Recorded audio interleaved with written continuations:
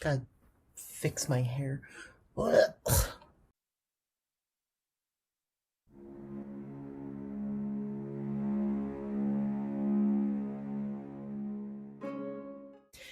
Hey everybody, it is 11:30. My name is Anna, and I haven't slept at all tonight, so you're getting a YouTube video randomly.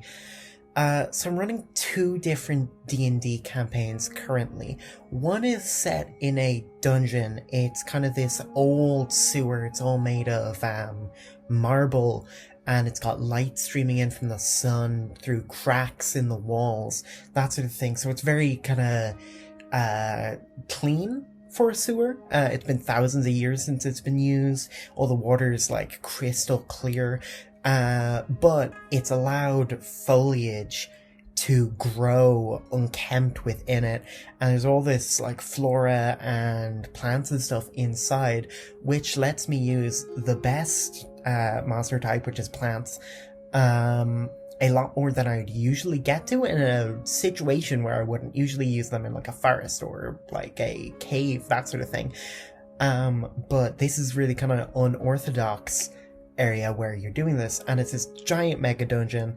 It's got, I think, 14 layers at the moment conceptually, but really it's got like 5 fleshed out ones.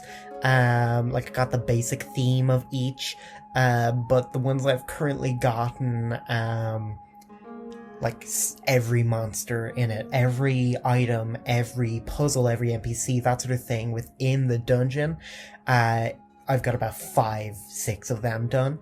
The other one is kind of an Ice Age one, and this is upcoming. I'm not running this one.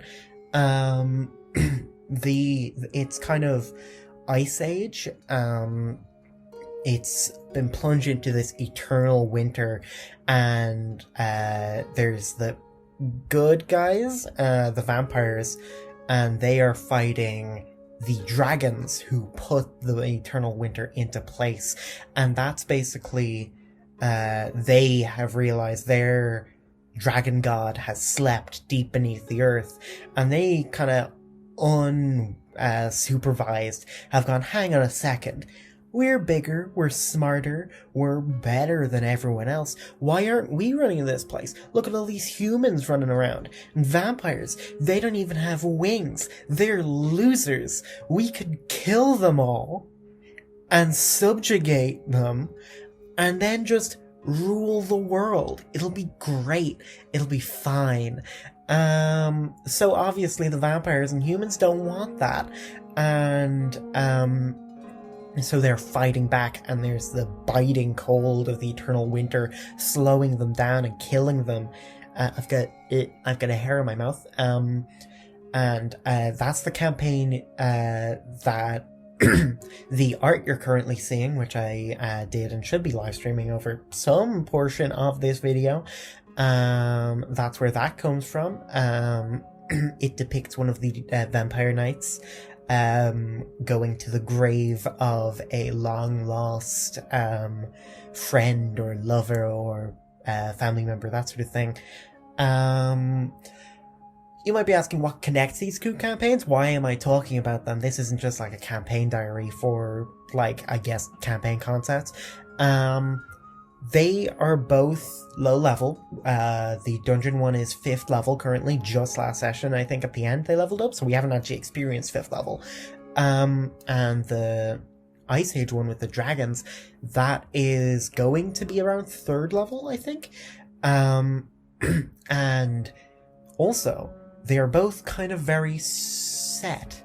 They are both structured. They are both restricted. They, on one hand, you get the dungeon.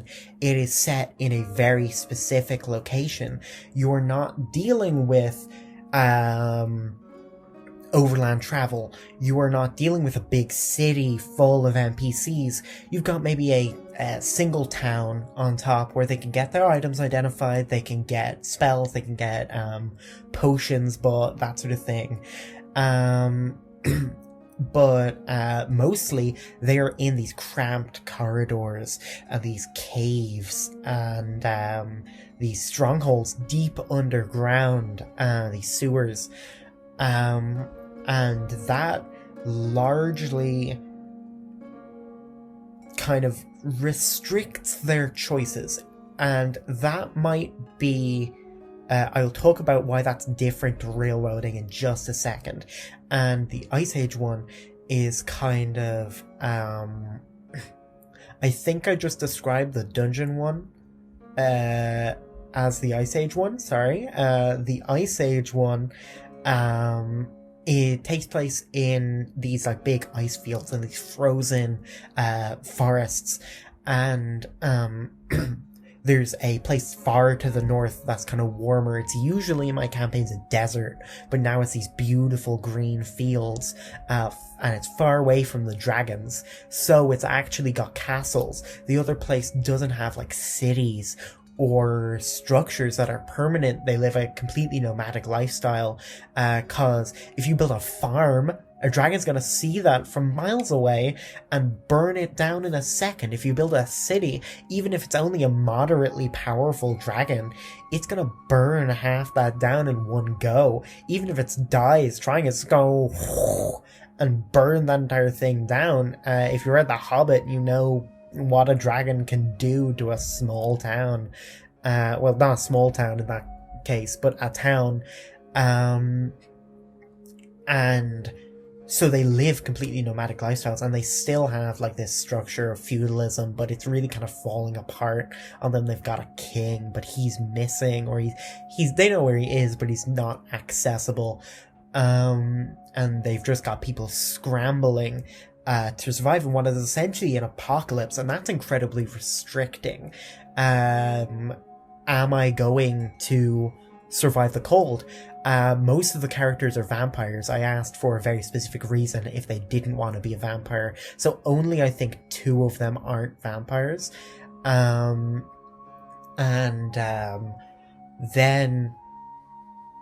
the vampires, they're going, is the sun up? Can we go and survive the 6d8 damage they take at the end of every turn in sunlight at 3rd level? No, they can't. They can maybe dash from a tree to a tree or stay in a cave all day and then go out at night, but it's incredibly restricting. These both have restrictions, which is the point of the video, and why that's actually good for you as a dungeon master and the players. Essentially, I think one of my university lecturers said this, but it is a lot harder to deal with a blank canvas than a sketch. If you can take out like a sketch from the day before, you can immediately jump into it. You know what you're doing. Even if it doesn't end up like what you wanted, you have a framework, and you can completely erase that framework, but now you've got something to work with still. You've got ideas in your head that are inspired by that sketch. And you, so basically, the point is, have I lost the point? Maybe. No, I haven't. If you jump into a campaign and it's your first time DMing and you go, hey, I got this really cool campaign world. It's fantasy, it's medieval. Make 1st level characters and I'll run a campaign for you. That's giving some of the important stuff, which is it's Dungeons and Dragons, make a character, it's a fantasy world, it's homebrew, it's my own setting, but they're gonna come there with fantasy characters that they understand as fantasy characters, right? They're gonna base them on tropes or characters they've already seen. You're gonna get a Legolas, you're gonna get Lord of the Rings characters, you're going to get Princess Bride characters, and can be good, that can be helpful. If you're running a much looser campaign, you're going to have characters like that that are just going to get into the campaign, but really they're not going to be interested in your world at all, or really anything before the first session. They're going to make these characters completely separate from your world, and you could just tell them, you could just lecture them about your world, but I mean, there's a reason why Tolkien couldn't get the Silmarillion published before he made The Hobbit, you know? If you say, this is my campaign world, we're going to be doing this, that's interesting. You know, I'm interested to see your campaign world. I'm interested primarily, to see you DM, because you're my friend. I know you, I trust you, I think you have good ideas.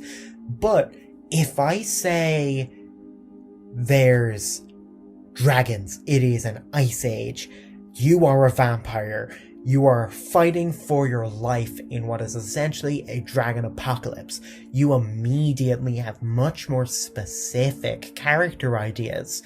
Maybe a dragon, like, killed your parents, to be cliche, and you became a vampire to have more power to fight them, and you're seeking revenge. That is a character that is much deeper and much more interesting than, I want to play an elf archer. Not to say that saying I want to play elf archer is not a good start, but it does leave a lot more work. It is also going to let you know exactly what you need to prepare, right? I was running, before the Dragon and Vampire campaign, a pirate campaign, or at least it started at that, but they were 16th level, and that is actually a very good example. They started as pirates, and then at about 17th level, so about 2 sessions in, they immediately ditched that. Because they had spells like teleport and teleportation circle and plane shift. Some of them even had like homebrew time travel spells later on, when I homebrewed the whole way to level 30. And it was really tough because there were no restrictions I could place that would hold them in any capacity. They would be in one part of the world and be halfway through a quest and then go, you know what, I think I want to do something in the other hemisphere. Everybody gather in a circle, click, and they're there. And I have to improv an entire city. I've never thought much deeper than the name and that they make coal. That's the sort of thing you're dealing with when you don't have restrictions. And obviously, that's because they're high level. But the reason high level D&D is so hard to run is because there are no restrictions. One of my players is playing an orc, and they're fighting orcs, so he's got kind of an in with them. So he met up with, before they had fought any orcs, he met up with the orc blacksmith, and then I had planned that the orc blacksmith would just like attack, but they went a very specific route that I didn't really plan for. That meant they didn't even run into any orcs. They ran into a lot of orc minions. These are like fire orcs, so they had like pet fire snakes and stuff like that. I think they had a salamander. But this orc was completely friendly to them, and that was super unexpected.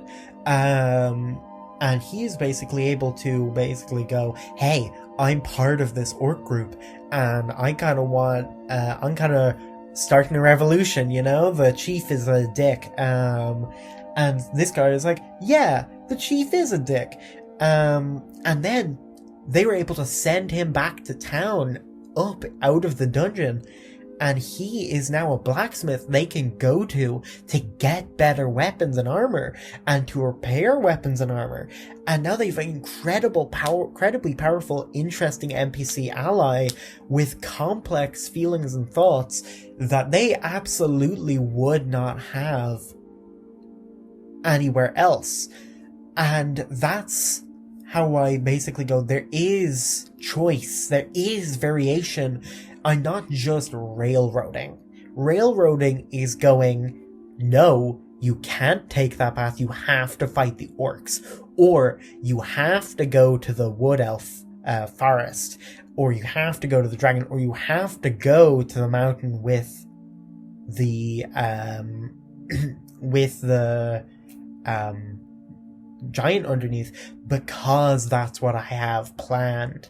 And I have a cool idea, and I didn't express beforehand. This campaign's a dungeon campaign taking place in the dungeon, built into the mountain above the giant, and that's a cool campaign restriction, right? They've made characters for this. That isn't railroading. Not telling them beforehand that this is entirely going to take place in a wood elf forest is completely different to going, hey, I want to run a campaign that's very focused on this wood elf forest, and it's gonna be very involved with tracking and hunting in this forest and avoiding the wood elves that are hostile, or making friends with wood elves, that sort of thing. That is a campaign concept, not railroading. But if you just say you're gonna be in the wood elf forest and there's gonna be wood elf shit happening, that's a restriction, and that gives you a smaller variation of what you have to plan, but not a smaller variation of what the players can decide. That is very important. So a good example of that I just came up with there of doing this, if you don't get it with the campaigns I am running, is you could totally take that giant under the mountain and you could make a dungeon on top, and you could say, hey, I want you all to play Goliath characters, half giant characters, and you were in ancient times from this mountain, and you have to reclaim the artifact that's in this mountain deep in the dungeon, but you have to be very sneaky and quiet so you don't wake the giant that slept for hundreds of years, right? That's an interesting campaign, and I think that is all I have to say. Quick rundown: restrictions, not railroading, will make your game more fun, at least in my experience. Not to say that a sandbox game isn't fun. You can really play the hell out of a sandbox game and it would be very, very fun. But maybe for a first-time DM, you're in a dungeon, there are goblins. Might be a better idea. Just purely on how much work you have to put in, how much stress you're going to be under, and how much confidence you have in your improvisational skills. Words. I can do them. I've been doing them my whole life. So try generally to put just a few boundaries, not too tight. Just a few boundaries on what your players are going to be doing. Maybe they're playing a heist game. That's a restriction. They're playing an orc warband. That is a very cool campaign concept. I think that's pretty much it. Run something, you'll be surprised how easy it is. It really is. Doesn't matter if it's Dungeons & Dragons, Blazing Dark. Quest is a very good alternative to D&D. It's very simple. It's not very simple. It's more simplified D&D, basically. And you can run pretty much anything you'd run in D&D. It also tends to handle higher levels better, which is odd. But you could get your friends who have never played D&D. Frankly, with Quest, you could get your 8-year-old, if you have kids, if like your 8-year-old is, hey, I want to play D&D. I see you play D&D all the time. I want to play D&D. That would be a great way to introduce them to something that isn't as complicated as 5e. People say 5e is a good campaign, a good system to start with. It is very complicated.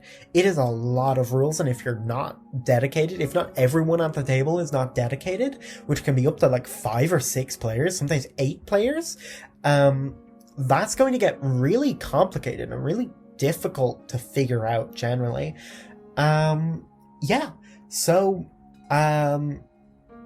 Yeah, this is my video on campaign restrictions. It is my first video. My name is Anna, and goodbye.